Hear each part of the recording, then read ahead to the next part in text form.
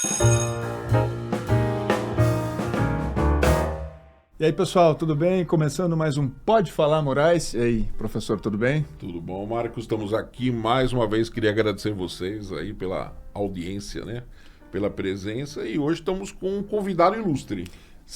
Pois é, Maurício Soares. Ele é professor de literatura, já deu aula de história da arte e também é ator.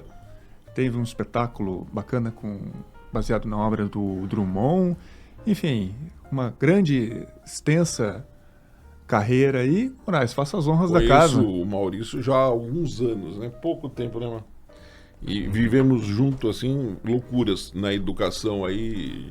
Queria agradecer você, Maurício, primeiro pelo convite, por ter aceito o convite aí. E porque eu sei que vai ser um pod diferente hoje, um podcast... Maurício atacado, viu, Marcos? Se prepara. Eu tô me segurando aí. Ele já tá se segurando. Já... O que veio antes, o professor ou o ator? Olha, desde que eu nasci eu sabia que eu queria ser ator. Tenho essa sensação, assim, de que eu nunca tive nenhum tipo de dúvida com relação à profissão. Pois é, quando eu tinha 5 anos, acho que eu não sabia responder. Hoje em dia, acho que é porque eu era exibido, né? Tenho a impressão que ator, professor, é sempre um cara meio exibido. O Valmor Chagas dizia isso. Dizia isso, o teatro é o lugar dos exibidos. Sim. Não sabia dessa frase, sério? Mas legal, meu. Acho que o que se manifestou na minha vida desde muito cedo foi essa necessidade de falar com as pessoas, de ter contato com o público e ter essa troca. Acho que às vezes as pessoas, hoje em dia, né, a gente fala tanto de tantas pessoas com dificuldade de se expressar, de se relacionar com o mundo nas diferentes maneiras. Tenho a impressão que isso mudou bastante. Acho que o mundo se tornou um lugar tão opressor que as pessoas têm realmente, às vezes, preferência pelo silêncio, pelo isolamento, não é? Tenho a impressão que vejo essa tendência como algo pós-pandêmico, assim. Sinto que nesse retorno, lá por 2021, quando nós voltamos à sala de aula, para estabelecer um vínculo de olhar com o aluno, só um vínculo de eu olhar para ele olhar para mim, foi algo muito complicado, demorou bastante. Eu tenho a impressão que agora, começo de 2024, a gente pode dizer que outra vez é possível conversar com o aluno e ele responder, mas acho que esse mundo opressor realmente acaba nos conduzindo a ficar mais quietos, mais isolados. A pandemia mudou, né, Maurício? Para sofrer menos, né? A pandemia mudou essa relação que a gente tem, né, com os alunos, com a volta deles.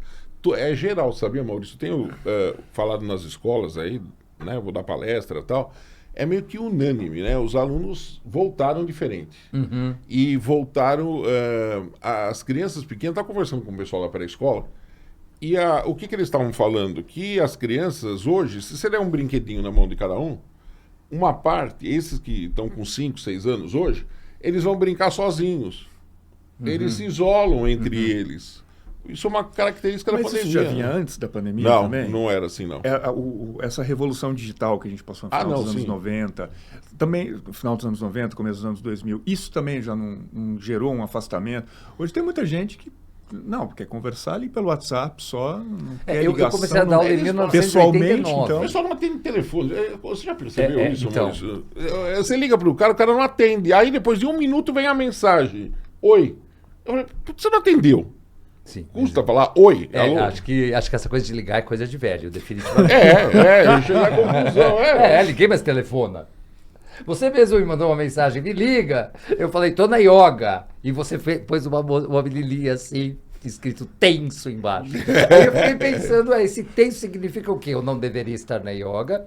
Esse telefonema é urgente, eu preciso atendê-lo agora, porque é tenso eu estar na yoga. E daí eu imediatamente falei, posso te ligar às 8h30? E ele respondeu, claro, até mais tarde. Então eu não entendi direito o tenso. Mas você vê que eu provoquei em você uma dúvida importante. Uma dúvida. Mas eu estou pensando aqui que a gente, quando fala nessa revolução digital, né, na minha experiência, acho que isso, claro, né, de todos nós, mas acho que a pandemia, de fato, é um marco. Mas o que eu queria falar é do quanto foi possível, né? Eu acho que a gente vive tentando trazer coisas positivas da pandemia, né? Por tudo que sofremos, por todas as pessoas que perdemos, por todo o descalabro da saúde, eu tenho a impressão que houve um aprendizado muito significativo, e claro que eu estou falando do ponto de vista da educação, da utilização dessas ferramentas online, né? Há muitos dos lugares, um lugar no qual eu trabalho até hoje, desenvolveu um curso online, né? Então, um curso online com alguns propósitos muito específicos, quer dizer, pessoas que não vão se encontrar nunca. Então, vamos colocar essas premissas com clareza.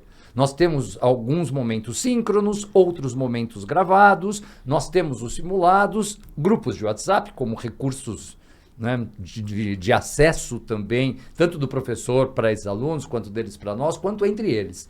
E olha, eu posso dizer para você, tendo começado isso em 2020, né? Então a gente está aí já no 5º ano, 20, 21, 22, 23, estamos no 5º ano disso. Eu posso dizer para você que eu fico muito empolgado com essa interação online por vários motivos. A primeira delas é porque a gente tem um público amplo de todos os lugares do Brasil. Isso já abre um nível de diversidade, de feedback. Você dá aula para alguém que está nesse momento em Ouro Preto, que abre a janela e vê a igreja ali, o outro que está em Salvador, o outro que está em Porto Alegre. Quer dizer, me dá a impressão de uma vida pulsante naquele momento, falando sobre o mesmo assunto que é o tema da aula.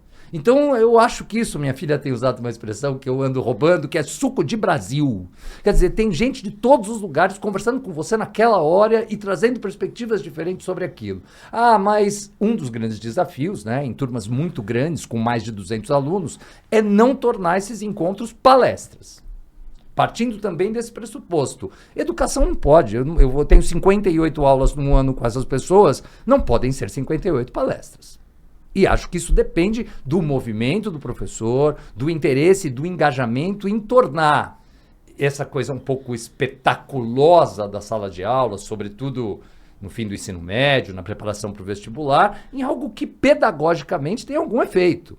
Que tipo de transformação é possível causar nesse estudante que está ali, né? Como vamos movê-lo em direção à leitura, em direção à valorização do conhecimento, em direção à valorização das grandes universidades, porque hoje em dia também, né, você fala sobre USP, Unicamp, Unesp, Unifesp, FAMEMA, FAMERP, sobre tudo que o Enem abrange. Eu tenho a impressão que há uma desvalorização, né?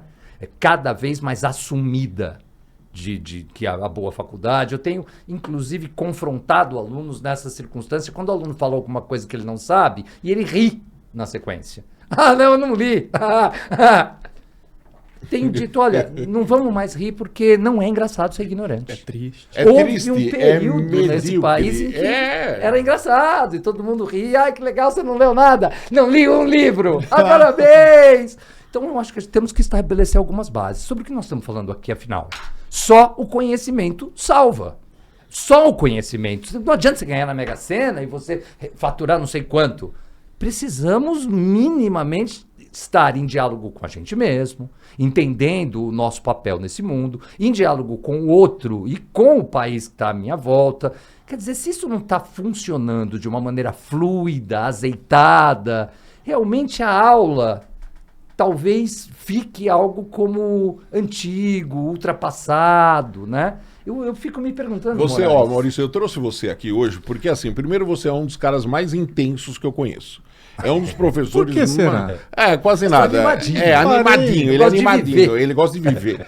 O Maurício é um cara que, qualquer pessoa que queira ser professor, se conversar com ele e tirar o lado ácido dele, que tem um humor ácido pra caramba, e o público é capaz de não entender, o cara quer ser professor, porque ele vive isso que vocês estão vendo, que é com essa intensidade. Você tem isso. Eu gosto muito. Você gosta.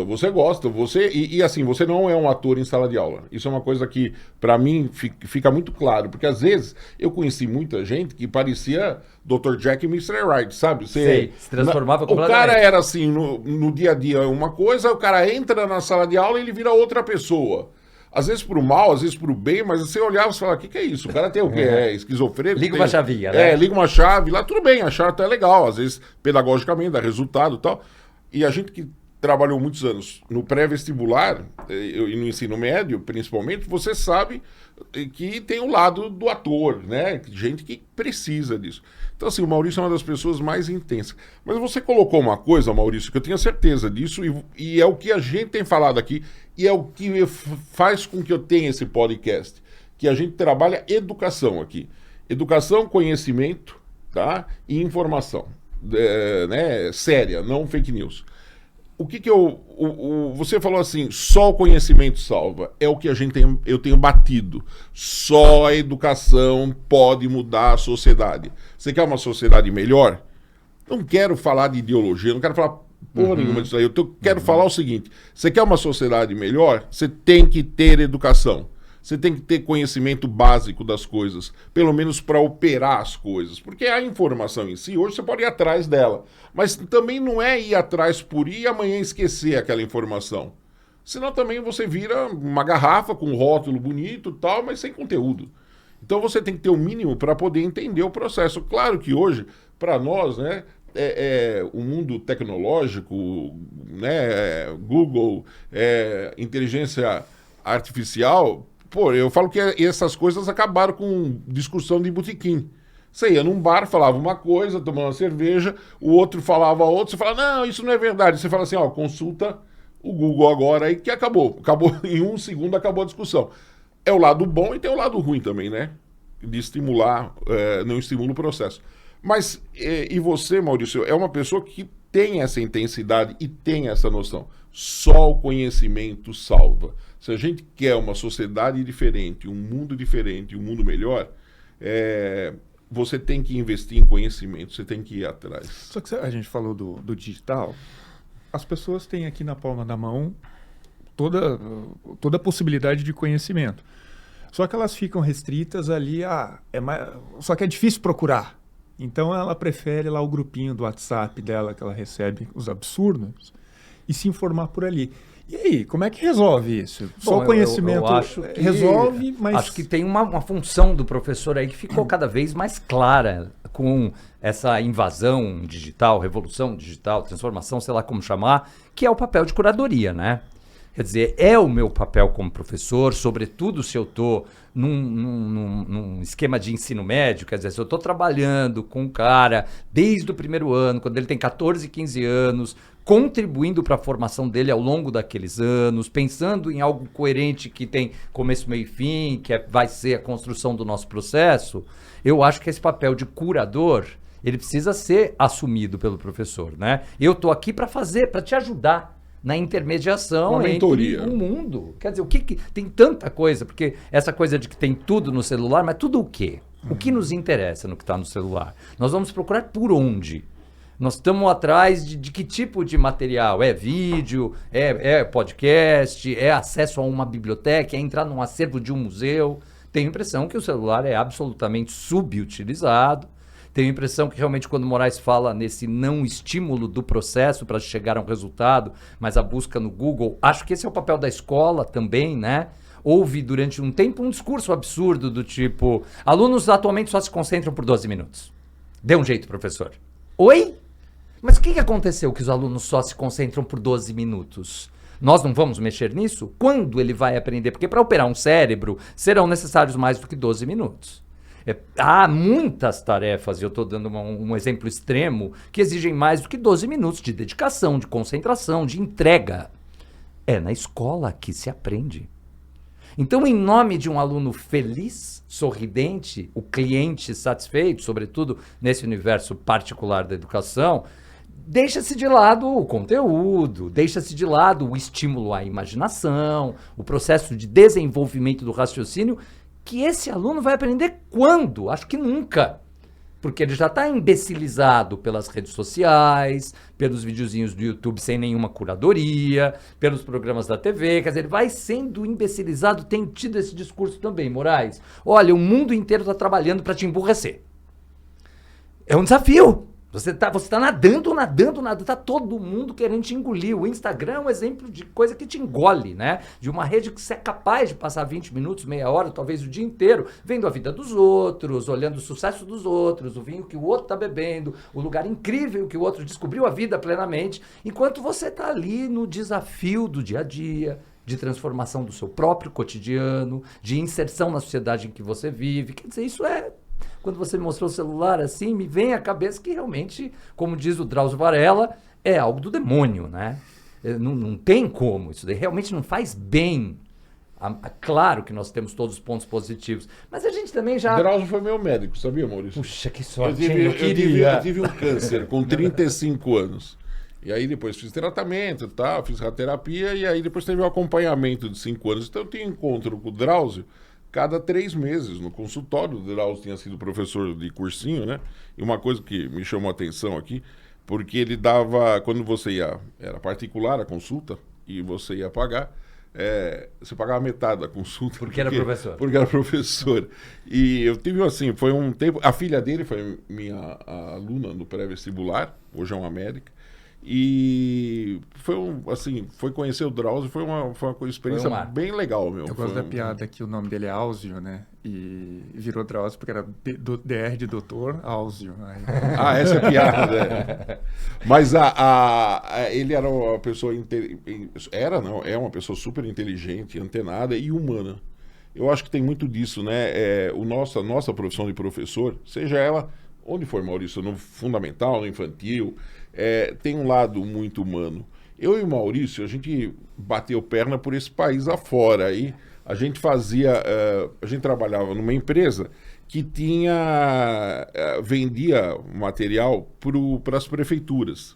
E tinha capacitação dessas prefeituras quando o sistema identificava que as médias estavam muito baixas. E a gente ia dar treinamento para os professores. E você ia para o interior de São Paulo, ou interior de outros lugares do Brasil, você pegava pessoas da rede pública, é outro universo, e a gente fazia capacitação. E aí muito do que a gente está falando aqui, dessa empolgação, a gente via os professores e ao mesmo tempo da carência de ter um apoio, né? Eu acho que, tem tanta coisa aí no meio, né? Primeiro, eu acho que é bom esclarecer para quem está me ouvindo que eu não me considero um professor raiz, né? Sempre trabalhei em ambientes absolutamente privilegiados, prioritariamente brancos e ricos. Aos poucos, para minha sorte, a diversidade foi chegando, né? E hoje esse mesmo ambiente que era branco e rico, hoje é muito mais diverso e interessante. E como um professor privilegiado, que sempre trabalhou nesse tipo de ambiente, eu sinto que eu nunca entrei num lugar absolutamente sem nenhuma estrutura, como a gente sabe que nesse Brasil são muitos. Essas viagens a que o Moraes se refere, algumas ao interior de São Paulo, sul de Minas, e em escolas públicas, escolas de prefeitura, escolas municipais. Também era uma viagem, eram viagens de muito conhecimento, de abertura para outras experiências, sem dúvida nenhuma, mas também de lugares ainda com alguma estrutura. Não, a gente não pegava... Mas paralelamente a isso, ele deve se lembrar, sem dúvida, nós também fizemos viagens muito mais ousadas para escolas particulares, por exemplo, no Mato Grosso do Sul, no Acre, né? Os professores eram recebidos com carreata. Tinha lá no Mato... Põe os professores em cima de uma cabine lá. A banda da cidade Aí recebeu. os caras davam uma volta na cidade com os professores em cima. Acontece umas coisas, quando você conta, né? Minha mulher sempre fala, para de contar essas histórias que o pessoal acha que é mentira, né? Pô, a gente era recebido, teve uma história, Maurício, você tava... Obrigado. Eu falava. Ele gritava, tomei uma sapatada dele um dia. Que foi? O que foi? Tá vendo? Eu sou agressivo. Ele é agressivo, porque de manhã ele tem um mau humor terrível, assim, Imagina. Logo cedo. E aí, eu não sabia o que era, tinha acabado de, acho que, ser lançado no Brasil, Red Bull. E aí eu cheguei, nós paramos lá no posto e eu não te pedi um refrigerante, coisa de gordo, né? Sempre quer coisa diferente. Eu olhei aquela latinha bonitinha, falei, me dá um desse aí. Peguei, sem café, sem nada, virei um Red Bull, assim, tá. Falei, nossa, que coisa boa, me dá outro. E tomei 2 Red Bull e entrei na... Que horas isso? Era mais ou menos umas 7 horas da manhã. Tive que intervir. Aí eu sentei no fundo da van, porque era uma van, por isso que eu falo, era caravana holiday, né? Aí eu sentado no fundo lá e eu comecei a falar. E eu não parei de falar. A cafeína começou a fazer efeito e eu lá... Red Bull te deu asa? Nossa, parecia aqueles pastores quackers, né? Mas o professor tem isso também, E aí né? o professor comecei a falar... Falava, não parava de falar. De repente, esse vira lá, falou, cala a boca, pumba, meteu um tênis do fundo, assim, pegou em mim, né? Aí uma outra professora que estava com a gente falou assim, mas o que você tem que você não para de falar? Fiz nada. Ela falou, você tomou algum remédio, alguma coisa? Fiz, não. Fiz, tomei aquele refrigerante. Ela falou, que refrigerante? É aquele lá. Ela falou, isso é energético, você é louco. Comecei, não parava. Tá, isso é o lado A palestra foi boa. A palestra foi ótima. Quando você vai andar na palestra, nossa, falei naquele dia na palestra que você não faz ideia. Treinamento assim, você... Mas você sabe que me agrada muito nesse discurso, e acho que com as histórias que você conta também, a gente acaba voltando a essa ideia de algo... Realmente tem algo de universal nesse trabalho, né? Algo de humano, como você disse. Quer dizer, estando lá em Rio Branco, no Acre, estando em Dourados, no Mato Grosso do Sul, acho que foi um lugar que nós fomos juntos. Foi. Lucas do Rio Verde, Sinop, esse Catalão. Puxa, tem cada nome que, às vezes, quando eu vejo, ouço falar da cidade, penso, puxa, Sinop, eu acho que essa relação do 1 para 1, me lembro, aliás, por falar nisso, de uma escola em que nós fomos num desses lugares e que estava havendo uma daquelas reuniõezinhas clássicas entre o coordenador, o pai e o menino. E a discussão era, olha, o seu filho ele está atrapalhando, o comportamento dele aqui na escola é complicado, será que não daria para a gente ter uma conversa sobre como proceder? E o pai, ignorando o coordenador, começou a falar com o menino. Eu falei para você? Eu não falei para você que esse negócio de escola não ia dar certo? Para que você tem que vir aqui? Você tem que ficar lá na fazenda cuidando das coisas. Olha só, eles já estão avisando, não dá certo. Então, é uma inversão de valores. Eu tinha, na sequência, que entrar para falar com uma turma de 9º ano, primeiro ano do ensino médio, então 13, 14, 15 anos, sobre a importância da escola. E soube desse episódio ali na entrada. Pensei, meu Deus, o que eu faço? Não fala. O que eu faço? Porque coisas como... sabe, havia argumentos nos anos 80, nos anos 90, que eram você não vai ser ninguém, quem não estuda, não chega a lugar nenhum. Esses argumentos caíram todos por terra. Né? Há, sim, muitas formas de ascender socialmente, né? Pela corrupção, pelo tráfico e também por outras possibilidades que não envolvem o estudo. Eu digo isso na classe, seu tio não tem uma padaria lá em Botucatu, você podia cuidar do caixa. Tem muita gente feliz sem fazer faculdade. Precisamos entender se essa é a sua. Por que um cara quer fazer medicina, meu Deus? Ele demora 4 anos para entrar, 6 anos da graduação, mais a residência. Quer dizer, é porque ele está louco para estudar a anatomia e o funcionamento do corpo humano? Não. Ele quer ser chamado de doutor pelo porteiro do prédio. Ele quer ganhar um status. E ele quer, muitas vezes, provar a si mesmo que é capaz de fazer algo muito difícil. Até para mostrar para os vizinhos, né? Então, eu acho que chamar um pouco esse estudante para a realidade, falar, peraí, o que nós estamos fazendo aqui? Mas voltando, lá na escola, eu entrei na sala e comecei um discurso do tipo, gente, eu estou sabendo que vocês têm bastante dinheiro, né? Eu estou sabendo que vocês nunca vão ter problemas para pagar um aluguel. Boletos também não serão impedimentos. Não, para os alunos. Não serão impedimentos. Porque esse discurso raso, ele gruda num adolescente de 13 anos com muita facilidade. Papai é rico, mamãe vai de avião para Daslu comprar roupas uma vez por mês. Não existe naquela época. Né? Ainda bem, né? Ainda bem. Esse mercado de alto luxo realmente não faz sentido num país como o nosso. O que é isso? Tem gente pedindo dinheiro no farol com uma plaquinha, precisando de dinheiro para comprar um pão, e você anda com um relógio de 300 mil reais no pulso? Dia desse eu vi no TikTok uma menina mostrando quanto custavam as maquiagens que ela passava para ir na escola. E aí era um monte de maquiagem e tal. Eram uns 4 mil reais. Então precisamos mostrar que isso não é motivo de orgulho. Pois é. Precisamos desconstruir. Acho que a E escola tinha gente nos comentários defendendo. Isso. É claro, sempre tem, né? Mas é o que nós estávamos falando agora há pouco, Maurício. Mas peraí, deixa eu acabar de contar. Deixa eu acabar de contar. Deixa ele fechar essa aba. O que rolou lá foi uma coisa muito emocional. De a partir desse discurso, temos dinheiro, e agora? Temos dinheiro, e agora? O que nós vamos fazer? Porque estão faltando 80 anos para você viver ainda nesse planeta. Tá tudo caindo aos pedaços. Não sei se dá para você chegar numa morte natural por causa das questões climáticas, por causa da violência, enfim. Que ano foi isso? Que bom que você não tem problema de dinheiro. Vamos encontrar um propósito, então? Vamos encontrar um motivo para a gente permanecer nesse planeta? E aí o discurso do estudo me parece que se encaixa num outro lugar, que não é esse lugar utilitário, do cara ganhar dinheiro e fazer sucesso. Não, é um discurso que, de alguma forma, promete, acho que dá para se prometer isso, uma ampliação do sentido da vida a partir do conhecimento. Quer dizer, isso te dá motivo para você permanecer. em relação De um com tudo propósito. que está acontecendo, é dar um propósito. Eu acho que é exatamente, passa pela...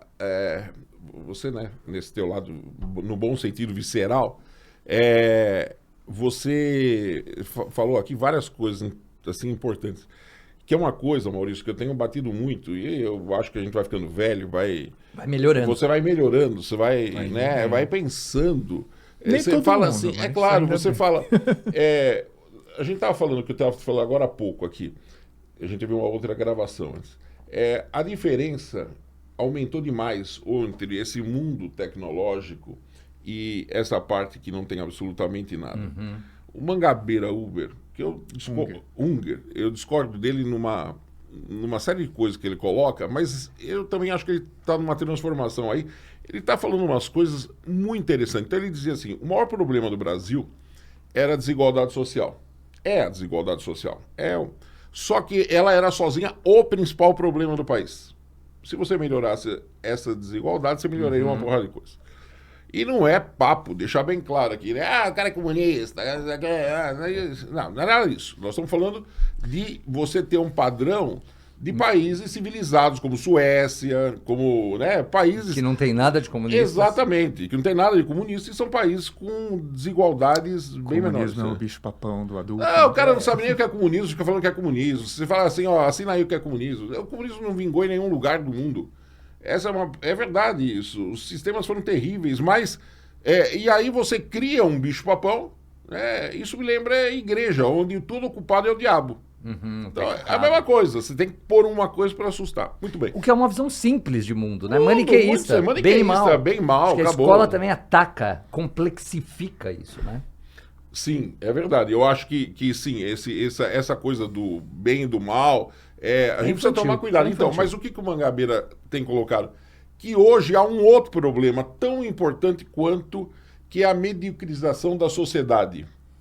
E nesse mundo tecnológico altamente avançado que vai dominar, que é o que move a sociedade, se você não tiver um conhecimento aqui embaixo, você não consegue acompanhar. Você vê, a Índia é um país que tem agora um pouco de geografia. A Índia tem uma desigualdade gigantesca. Tem problemas estruturais seríssimos. Religião e poder se misturam, política, a ideia das castas ainda que existem na Índia. Só que os caras conseguiram mandar satélite para a Lua. Nós aqui não conseguimos nada disso. Então, assim... E por que isso? Por quê? Porque nós não temos a elite indiana e um pedaço da Índia, não a Índia inteira, se preocupou ainda em mandar seus filhos para Oxford. Ou seja... Valorizavam o estudo. Valorizava o estudo e o conhecimento com uma função. Que hoje é um país de maior população do mundo, maior que a China, com seríssimos problemas que tem. Aqui eu falo que é o país, para nós geógrafos, para dar aula de Índia, é a coisa mais difícil que tem por causa da altíssima complexidade e de uma realidade completamente diferente que a gente tem dos nossos valores. Os valores lá são diferentes. Muito bem. Então, assim, o conhecimento, ele tem que estar presente de uma maneira... legal. Quando eu falo legal, não é estudar, não é só você sempre tem que fazer o aluno gostar daquilo. Tem coisas que você não gosta, mas você é obrigado a fazer. E a gente entra em choque com a sociedade porque boa parte dos alunos foram criados para não fazer só o que gostam. Eu estava fazendo uma dinâmica com uma bolinha de tênis numa sala de ensino médio que me parecia fundamental para criar uma ligação entre mim e eles, e entre eles. Tem uma coisa do teatro que se chama elan, que é justamente esse vínculo no olhar que a gente precisa transformar, inclusive, em algo maior para dialogar num palco, né? E no meio do jogo, alguém chegou atrasado e uma das meninas falou: vem, tá super divertido! Ironicamente, né? E eu disse, eu também tenho esse problema, às vezes com aluno mais novo, eu respondo muito rápido. A gente treinado nesse universo do pré-vestibular, com um monte de gente olhando para você e você precisando responder de forma ágil a tudo que vier. Eu disse, pede pro seu pai te levar para Disney. Porque também há esse problema sério, quer dizer, escola não é, a vida não é uma montanha-russa da Disney, né? Acho que a gente precisa avisá-los nesse início. Olha, diversão faz parte da vida, mas assim, tem muitas formas de você utilizar esse seu tempo nesse planeta, e o divertido é às vezes mal compreendido, né? Mas tem coisa mais empolgante do que você descobrir algo novo, do que você perceber que você está dominando algo que até pouco tempo atrás você não dominava, perceber que está havendo algum avanço e uma transformação no seu jeito de viver, se relacionar com os outros e com o mundo. Isso pode ser muito empolgante. A diversão, às vezes, é algo fácil, né? Quase um prêmiozinho ali imediato, depois de você ter realizado um pequeno esforço. E acho que a gente precisa mesmo combater essa ideia. Aqui é muito... As crianças amam a escola. Aqui é muito divertido, eles não param um minuto, é muito dinâmico. Eu acho que as crianças amam a escola, precisamos realmente trabalhar nessa limpeza da escola, né, Moraes? A escola virou um lugar, por definição, chato. Né? Quer dizer, quando você entra numa sala de primeiro ano do ensino médio, no terceiro mais ainda, há muitos preconceitos a serem vencidos. De que você é um cara que está lá para rivalizar com eles e não para conduzi-los a um lugar melhor. Você não está como um parceiro de vida daquelas figuras. Você está como alguém que chegou para fiscalizar, para combater, para brigar, para pegar no pé. Acho que isso é um consenso. O aluno já chega com esse espírito. Ai, meu Deus, vamos ver se esse cara é legal. Porque ele já tem uma imagem de escola, de estudo, de professor, que está muito destruída. Né? Acho que vencer todos esses preconceitos e conseguir tocar nesse lado humano, né? Meu Deus do céu, falar para essas pessoas o quanto que essa troca homem a homem, essa troca olho no olho pode ser transformadora, o quanto que um livro pode abrir janelas que ele jamais imaginou, acho que é um grande desafio não tornar esse discursinho um discurso, às vezes, emocional, que não dá certo. Ah, eu gosto tanto disso, me dedico tanto a isso, e vocês não estão nem aí para mim. Dá seus pulos, né? Os alunos não vão. Não, mas você sabe que outro dia eu estava conversando com uma aluna, Maurício, a filha de uma prima minha. E aí eu perguntei para ela, e aí, tá gostando da escola? Mudou de escola? Ah, tô. Ah, tem aula disso, tem aula daquilo. Ensino médio? Ensino médio. E tinha uma pessoa da área de química que eu conhecia. Que ela falou, fulano tá dando aula, é meu professor. Eu falei, fulano, é. Fiz, e aí, você gosta? A aula é chata. Aí eu fiz, a aula é chata? Aí, olha a contradição. Não, mas ele dá aula. Dá aula, ou seja, não enrola. E aí? Não, mas e ele explica, você entende? Entendo. E a aula é chata? Então, assim, quer dizer, ele nem sabe direito o que ele está falando. O aluno. Essa avaliação chata é legal, Essa né? avaliação chata. Você, por exemplo, Maurício, você fez um trabalho que eu acho maravilhoso, eu assisti 3 vezes, que era o monólogo do Drummond. Você fez essa peça, que foi, eu vi, acho que na Livraria Cultura, na época, depois no Higienópolis, no Shopping Higienópolis. Exatamente. E você mostrava, e isso me impressionou, o público. Tinha muito aluno que ia. Claro. Isso é uma coisa legal. Você descobre quando você faz uma coisa diferente... E os alunos adoram. Os alunos vão lá e você fala assim, por que esse cara veio? Ele tem uma admiração por você, ele gosta daquilo. E aí você vê, esse é um trabalho, Maurício, eu estou usando isso como exemplo, mas assim, existem milhares de fórmulas. De como você fazer o aluno gostar daquilo.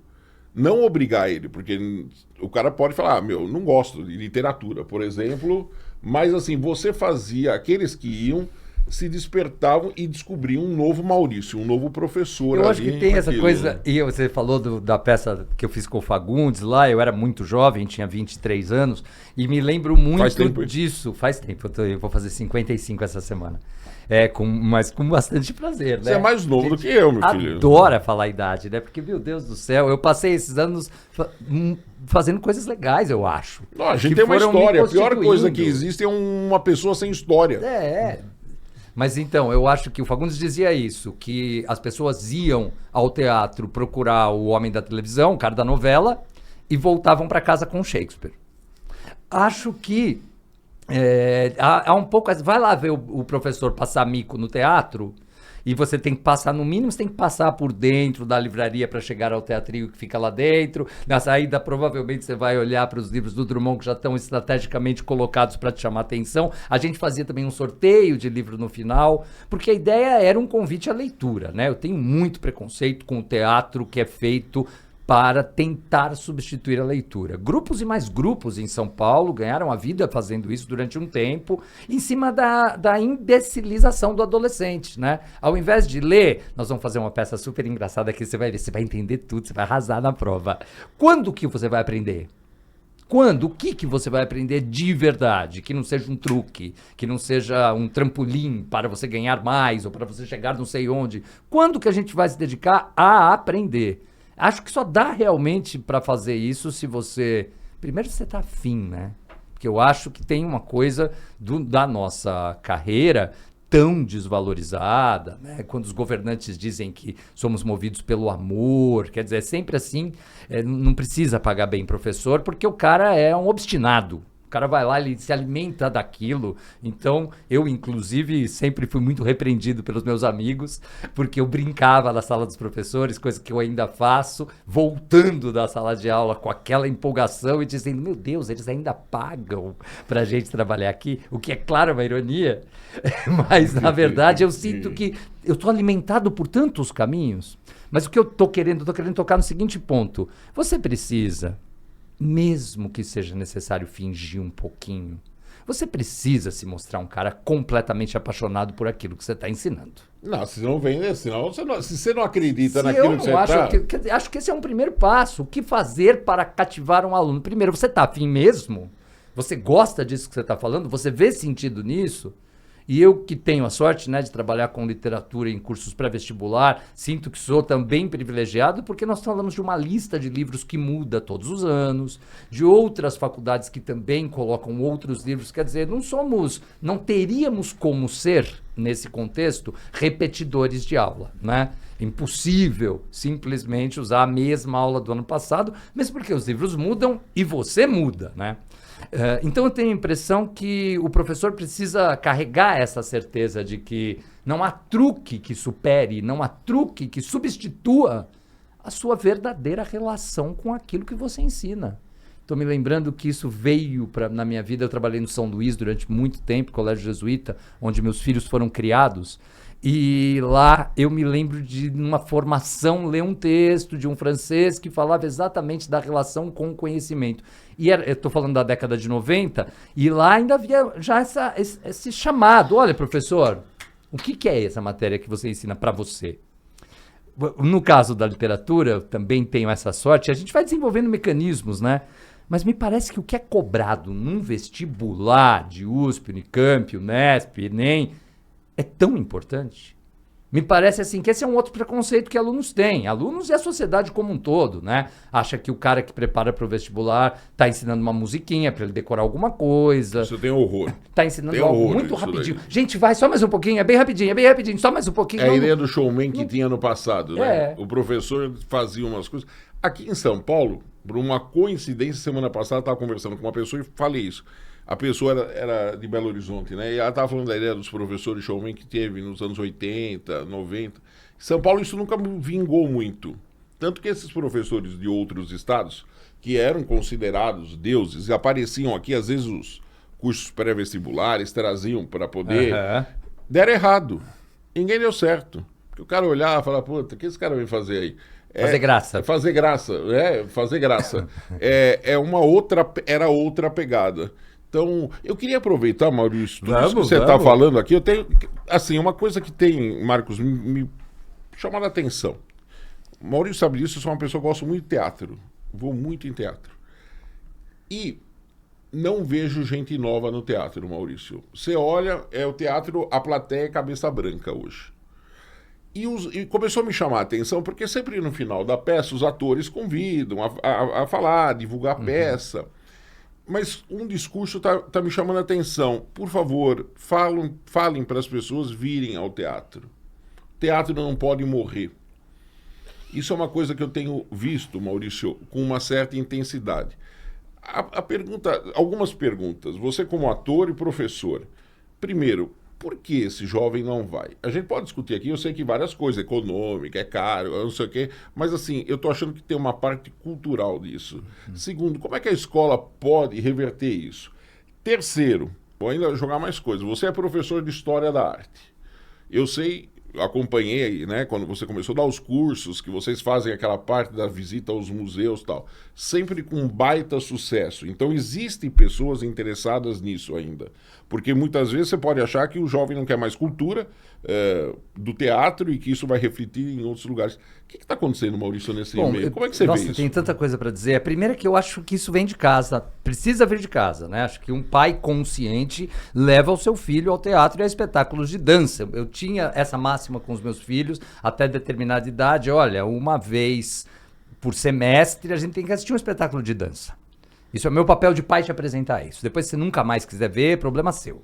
Eu preciso fazer o meu papel de pai. Leva Acho na que eu Sala mesmo São com a Paulo. leitura. Leva lá a Sala São Paulo, ver a orquestra. Pois é. O que a gente fez anos Muitas levando vezes, os alunos sim. fechando para ver a orquestra. Acho que o ano passado, 2023, eu fiz uma contabilidade mesmo de espetáculos teatrais que eu queria assistir ao longo do ano. Então eu ia marcando na agenda. Terceiro espetáculo, quarto espetáculo, conseguia assistir mais ou menos 15, pouco mais de um por mês.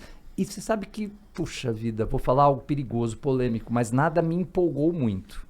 Não saí arrebatado de nenhum espetáculo. Acho que a gente teve toda essa questão da pandemia e a desvalorização da cultura em geral. Acho que tem muita gente oportunista, né, fazendo peças questionáveis. E fui ver agora, mais recentemente, a Marisa Hort no Teatro Bravo e percebi um tipo de plateia que também está aparecendo lá naquele Teatro Liberdade, ali na Rua São Joaquim, tem um grande teatro, Tem um teatro né? lá, tem.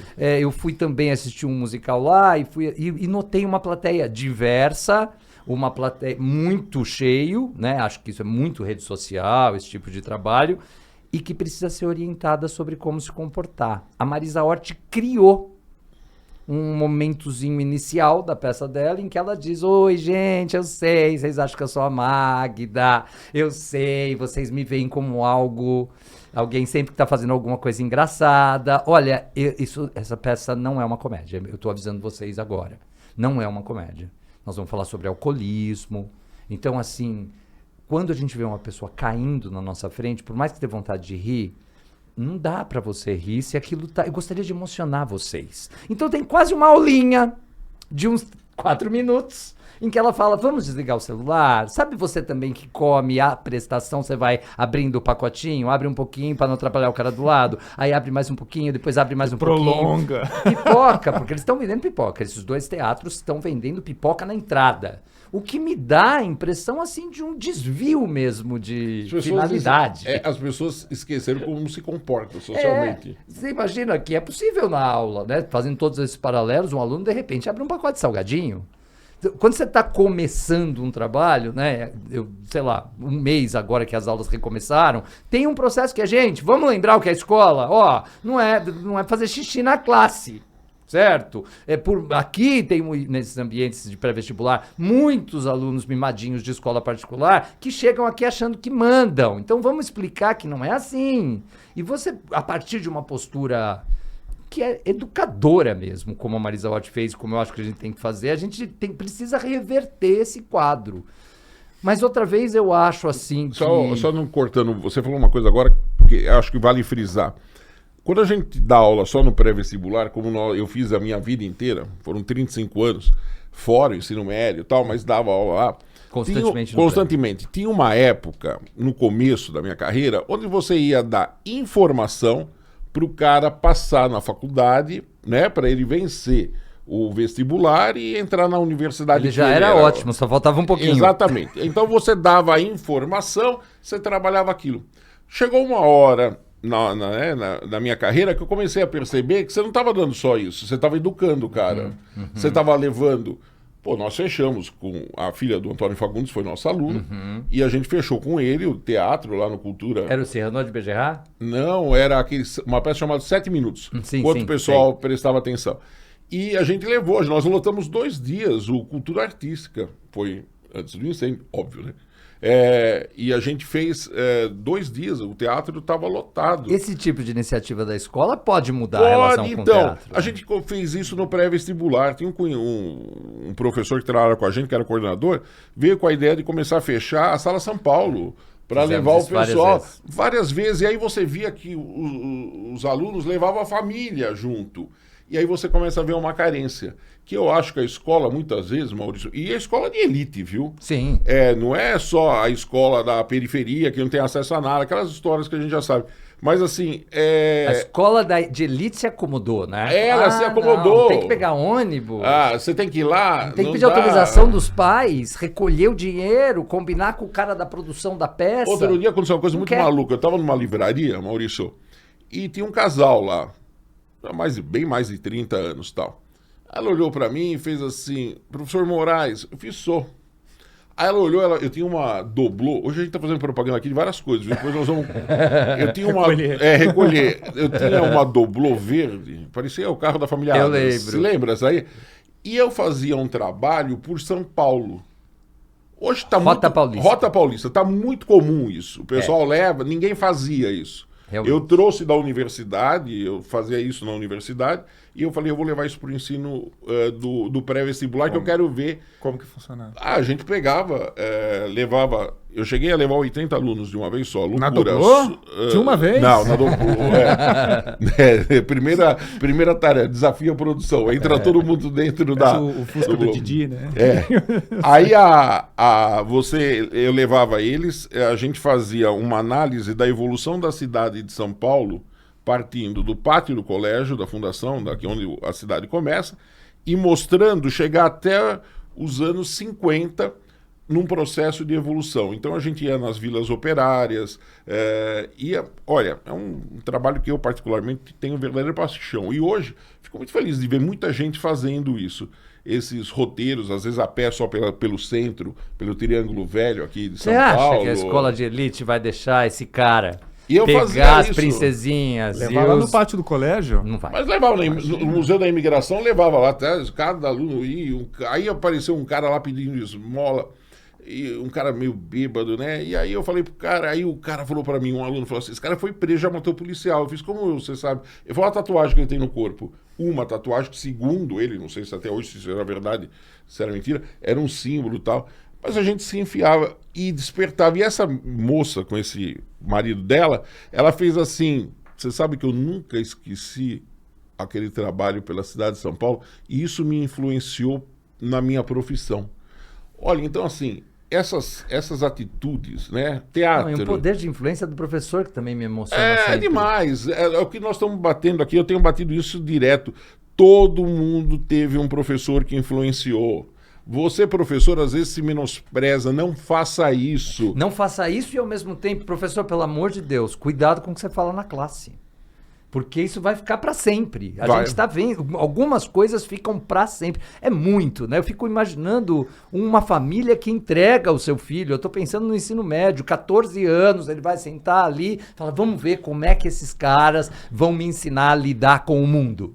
Se esse cara que entra ali não está animado, não acredita na sua própria função na sociedade, está de saco cheio porque quer ir embora para casa, queria estar em outro lugar, eu me lembro de uma frase da minha filha, que estudou no São Luís, né, cuja mensalidade do terceiro ano era aproximadamente R$5.000. Eu me lembro da minha filha chegando em casa falando, pai, uma coisa que você fala, eu estou percebendo, a maioria dos professores não queria estar lá. Isso como pai que não pagava diretamente, porque era funcionário da escola, me causava uma revolta muito grande. O que eu preciso fazer para você ter vontade de educar minha filha? Qual é o seu problema? Essa escola custa R$5.000 por mês, você ganha um salário digno, você tem condições de trabalho, está todo mundo aqui sentado para te ouvir. Qual é o problema?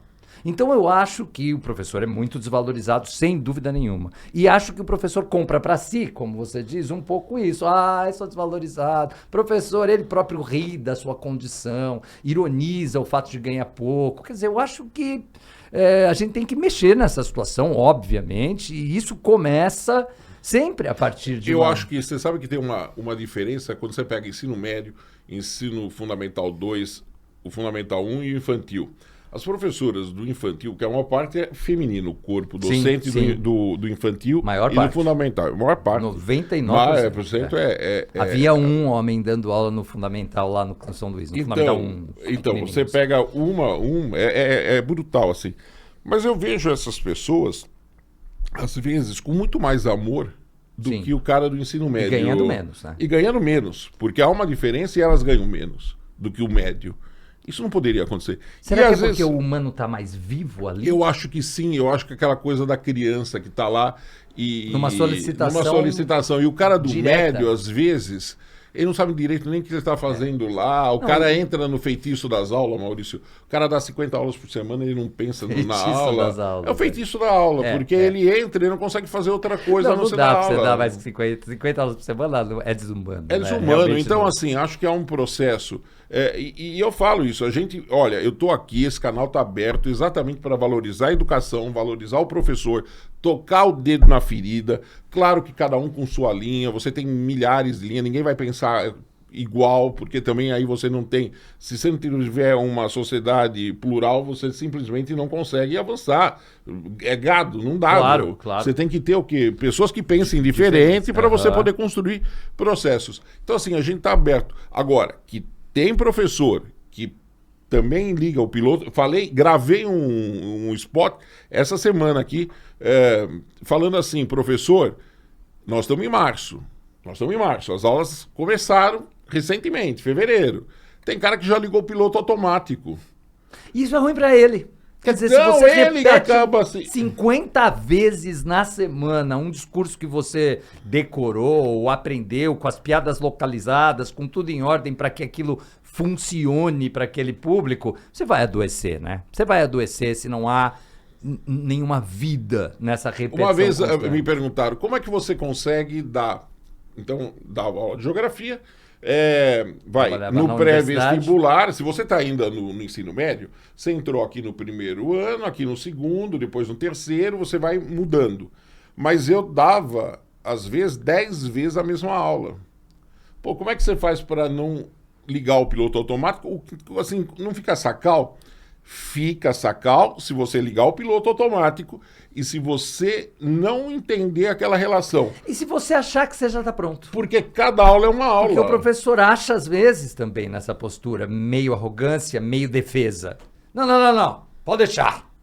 Então eu vou lá e eu fico repetindo, e acho que não tem como melhorar. Nem penso na possibilidade de melhorar, porque também estou com um pouco de preguiça. Essa aula, eu dou aula há 40 anos, nunca ninguém reclamou. Isso é uma fala de professor, às vezes, de informação de professor horrível, que você responde dizendo, eles não reclamaram porque eles estão mortos. Eles estão mortos. Eles foram. Quem matou foi a escola. Eles chegaram a Eles reclamar. nem chegaram a Nem perceber, chegaram a professor. falar. Eles não perceberam sua aula. Quanto mais avaliar, reclamar. Eles estão lá. Porque se reclamar, isso, pelo menos é um feedback, né? A vida, né? É, Se a pessoa está agora reclamando, chegou, ela né? tem alguma expectativa. Ele olhou e falou... Sem dúvida. O Marcos adora causos, né? Como a gente diz. Uma vez, Marcos, nós estávamos num colégio aí, do interior de São Paulo, perto de São José do Rio Preto. Não me lembro do nome da cidade, Sim. esqueci. Eu também não sei, mas sei do que você está falando. Aí eu ia entrar na sala, o pessoal falou assim, você já entrou naquela sala para dar capacitação? Eu fiz, não. Ela falou assim, ó, tem um cara lá que ele vai pedir para sair antes. Ele é interessado, ele quer saber depois, no dia seguinte, a gente ficava uma semana lá. O cara vai te procurar, ele vai querer saber. Eu fiquei lá. Aí o cara chegou lá uma hora, o cara assistindo lá e tal, aí ele fez assim, professor, eu preciso ir embora. E gozado, o cara Quanto é professor. tempo antes do final, assim? Era final de tarde. Começava assim. Não, mas, tipo, pro fim da aula ali... Que para ele sair? Quanto tempo antes? Uma hora do fim? antes, uma hora e meia. E aí ele veio lá e falou para mim assim, professor, eu preciso sair. Eu falei, é o cara, né? Um cara grandão, Maurício. Um cara grandão, assim. Eu pensei, pô, esse cara... Assim, uma pessoa, ele não tinha cara de professor, vamos dizer assim. Ele tinha cara de alguém que fazia um serviço mais pesado, sabe? E aí, umas professoras já sabiam disso, e elas deu risada, né? E antes, elas quando me contaram, mas não me falaram o que era. Aí eu fiz assim, tá bom. Aí ele veio, professor, eu preciso ir embora. Bem, assim, pessoal do interior, né? Professor, preciso ir embora. E um respeito, isso é uma coisa super legal, um baita respeito. amanhã, professor, o senhor vai estar aqui, né? Eu quero conversar umas coisas com o senhor. Eu fiz, claro, com o maior prazer. Aí eu perguntei para ele, você é professor de quê? Eu sou professor de educação física. Tá bom. Aí ele pegou, foi embora, e a janela dava, eu vi ele pegou a moto, foi embora. Eu pensei, pô, esse cara acho que é tudo assim, é aquele professor que, pô, encheu o saco já, que esse cara tá falando aqui, vai falar de meio ambiente aqui, não quer saber nada, né? Vou embora. Aí veio no outro dia, lá, professor, o senhor tava falando isso, tava pensando, o cara tem um conteúdo, sabe, legal, né? Aí eu fiz assim, ó, desculpa perguntar, mas eu soube aqui que você sempre sai 1h30 antes. Onde você vai? Recolher as vacas, professor. Porque se anoitecer as vacas ficar fora lá, é o dia inteiro depois para recolher as vacas. Ele fez assim, eu vou de moto e recolho as vacas. Aí eu fiquei pensando, eu falei, putz, o cara tem um sítio lá, né? O cara tem gado, ele recolhia as vacas, mas ao mesmo tempo era um cara que gostava. Eu fiz assim para ele, mas você gosta, no dia seguinte, você gosta de ser professor? Claro que gosto, não vou largar isso daqui nunca. O cara tinha paixão. Então assim, é possível ser ator e ser professor. É possível ser professor e trabalhar com história da arte. É possível você ter umas vacas e ser professor. Isso aí, mas recolher. assim, todos têm uma coisa em comum. Todos gostam do que fazem. Agora, se você não gosta, né? é claro, essa diversificação, para não dar 50 aulas sem parar. Para não dar, se você não gosta do que você faz, pô, é tenebroso. Aí assim, é tortura para você, é tortura para o aluno, é tortura para todo mundo. E no final você não atinge nada. Claro que existe isso em todas as profissões, Maurício. É que eu tenho essa sensação de que não há, eu nem estou pensando assim, estou pensando em vontade política, mas para além do governo, né? Na sociedade mesmo, um desejo de fazer com que a educação funcione. Na sociedade não tem. É o que eu tenho batendo. A sociedade capitalista precisa de preenchedores de planilhas. Precisa de pessoas que trabalhem sem reclamar, de forma exaustiva, vestindo a camisa da empresa e competindo, inclusive, entre si para ver quem tem o melhor patrão. Não há um investimento da sociedade na construção mesmo de um indivíduo e da sua carreira, né? Você não acha que em países capitalistas desenvolvidos, vamos chamar assim, o termo eu não gosto muito, mas assim, funciona. Você pega um caso, de novo, dos países escandinavos, Noruega, Suécia, Finlândia, os caras estão num patamar de educação completamente diferente do nosso. Né? Completamente diferente. Porque acreditam na educação como um então, caminho. Mas o que eu tenho batido, falta Maurício, isso, ó, vou falar de novo. crença. Já daqui a pouco o pessoal vai falar, pô, eu não vou assistir mais o podcast porque esse cara só fala isso. Educação é política de Estado, não de governo. Não de governo. Sem dúvida. Nós temos que, o Estado tem que ter, e aí, para ser política de Estado, a sociedade tem que ter a sua responsabilidade. E a nossa sociedade tá pouco se lixando. Não Quando eu falei nada. da Índia, uma parcela, não estou falando toda, mas pelo menos está preocupado com isso. A nossa sociedade como um todo, se você olhar, é aquele cara que falou, falei para você não vir na escola, por que você vai fazer isso? Por que você vai... Pô, um cara outro dia falou para mim, eu fiz aí até um post aí que o pessoal que trabalha comigo não queria postar. Porque eu até fiz assim, vou repetir o que eu fiz aqui, porque assim sai e fica registrado. O cara falou pra mim assim, se eu tivesse um filho, eu falaria assim pra ele, vai vender hot dog em Nova York do que fazer faculdade. Pra você. Porque assim, ou seja, é um cara que tem poder, e que joga desincentiva. A cultura. Desincentiva, a cultura vai pro lixo. Quando a cultura vai pro lixo, tudo vai pro lixo. É a cultura do país, são as tradições do país, e aí você emburrece. Então, voltando ao Mangabeira, houve um processo de mediocrização da sociedade. E isso não pode continuar. Esse ponto nós temos que reverter. E esse processo só aumenta a desigualdade. Só aumenta a desigualdade. Só piora tudo. Piora. Então, assim, se você quer um país diferente, uma sociedade diferente, só a educação. Só a educação. E assim, essa pluralidade que a gente tem, e que eu estou fazendo questão de trazer aqui, exatamente com essa finalidade, mostrar que não existe uma fórmula pronta e uma única fórmula. Você tem professores com as suas respectivas características. Eu não tenho 10% do gás que ele tem. Tudo bem que eu estou mais velho que ele. Mas assim, o Maurício olhava e falava, pô, mas esse cara é ligado 440. O cara sai da última aula, aula, que maravilha, e não sei o quê. E eu lá quase arrebentando. Isso estou falando coisa de 10 anos atrás. Então, assim, você É tão olha... difícil chegar em casa depois de uma manhã de aulas, porque tá todo mundo num outro estado e eu falo, oi, gente! E aí todo mundo me olha com certo estranhamento. É, né? aquela cara assim, esse cara é louco. Então, assim, mas é legal. Ao mesmo tempo, eu conheci vários professores low profile, né? Aquela coisa calma. E que arrasavam. Arrasavam. E que arrasam na sala de aula. Não tem a ver com... E o pessoal chama isso também de um jeito errado. Lembro da minha filha de novo falando, professor, pai, eu percebi que ele não sabe, que ele acha que ser dinâmico é fazer o exercício rápido. Sabe, uma aula dinâmica não tem a ver com ser uma aula rápida, tem a ver com a variação dos recursos que você usa, tem a ver com a movimentação em sala de aula. E aí, conforme você se identifica com o cara. Você fala, pô, esse cara... Se eu sou um cara atacado, eu vou me identificar com ele. Se eu sou um cara zen, eu vou me identificar com outro professor. Então, cada um tem que manter a sua característica. Sem dúvida, mas sempre apaixonado por aquilo que aquilo que ele por faz. aquilo que está apresentando, não é? Dentro Acho que da não é por ser característica professor, dele. mas olha, eu vou mostrar para vocês uma coisa aqui que eu adoro, seja eu tímido, seja eu agitado, eu adoro isso daqui. Deixa eu explicar para você como é que é. Acho que isso é um caminho possível. E você desperta nas pessoas. Olha, Marcos, não é por nada, Maurício, mas estou olhando aqui, tem um relógio correndo aqui, esse negócio me irrita, viu? Eu vou dar uma paulada nesse negócio. É porque ele quer ficar o dia inteiro Nós estamos a 1 hora aqui, 60 minutos, né? O papo sempre rende. Rende bem, bom. né, meu? É bom bom que quando bom. o papo é bom. Maurício, eu queria te agradecer o Eu que convite. agradeço. Você vai voltar várias Várias vezes aqui. vezes, a gente já pode gravar mais 3. Mas já gravamos aqui, ele já grava, ele conta aí. Nós temos muitos causos, Marcos. Você que gosta dos causos, né? Causos Tem um que eu acho ótimo. Olha, eu vou contar essa. Conta. Nós fomos, acho que, numa cidade. Eu não vou falar o nome porque a pessoa pode. Não, acho que não está mais vivo porque já faz tempo. Eu não vou falar o nome. Nós fomos mas num a hotel. Solange- Nós fomos num hotel em Goiás, a cidade, tá? E nós estávamos lá numa cidade e aí a dona do hotel começou a se engraçar comigo. E eu olhava e falava, pô, mas... E a mulher lá, né, não sei o quê. Eu falei pra ela, eu sou casado. E a mulher falava umas coisas lá. Bom, aí ela veio com uma história que tinha uma tia que pintava quadros e que estava na Bienal. Eu pensei assim... Opa!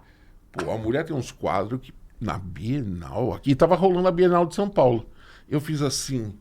Pô, mas será que essa história é verdadeira? Ela, o senhor não quer ir lá na casa da minha tia? Aí eu fiz assim, e eu fiquei curioso, né? Eu sou curioso, você me conhece.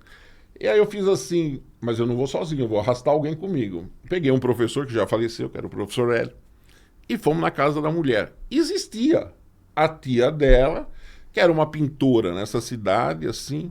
O que ela pintava, Maurício? Prostíbulos. Sei. Ela fazia cenas de prostíbulos e tal. E eu olhando aquilo, falei, pô, mas achei muito interessante, sabe? Achei mesmo. E uns quadros, e ela falou, olha, uma senhora super simples, né? Aí o Hélio, sem pensar no que falou, virou e fez assim, a senhora só pinta prostíbulo? Ela falou, sim, eu pinto. Ele falou assim, e como é que a senhora sabe como é o prostíbulo por dentro? Um silêncio. Tá? Todo mundo. Eu fiz, tá na hora de a gente ir embora daqui. Vamos se arrancar. A gente E aí, mas justo. olha que coisa maluca pra nós, né? Dentro dessa história gozada. Uma cidade, Goiás, lá em Goiás, no interior de Goiás, uma senhora que pintava, expondo a detalhe na Bienal de Veneza. A mulher tinha exposto o quadro dela.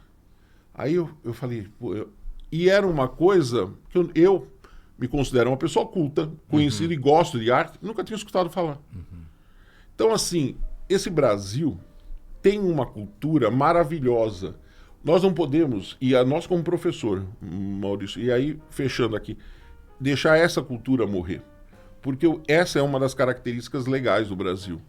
Essa diversidade da cultura e que a escola tem obrigação de mostrar para o aluno. Ele pode não gostar. É que nem quando você dá aula de história da arte. Eu posso me identificar com um pintor ou com outro.